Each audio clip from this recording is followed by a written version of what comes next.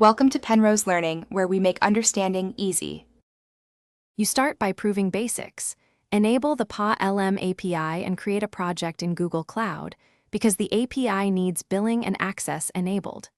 Once done, create a service account and download its JSON key so your code can authenticate. Make sure Google Application Credentials points to that file or use an API key alternative. Then install the official PA-LM SDK or prepare REST calls. This gets your environment ready and lets you make the very first requests quickly and securely. You will now authenticate and craft requests, load credentials from the JSON key, or set API KEY for REST. This authorizes every call. Next, construct the request body with model name, prompt text, temperature, and max tokens so outputs match intent. Use streaming or batch modes based on latency needs.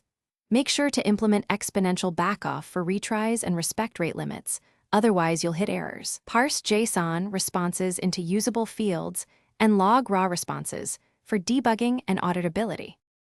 Finish by validating outputs and sanitizing inputs so the model behaves predictably and safely for users.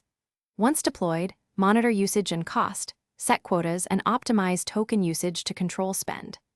Deploy tracing and structured logs to capture request ID and latencies for postmortem. If something fails, check IAM permissions, ensure billing is active, confirm the requested model is available in your region, and review cloud logs. Often the fix is a missing role, exhausted quota, or incorrect credentials. Thanks for watching. If this was helpful, leave a like and consider subscribing. See you next time.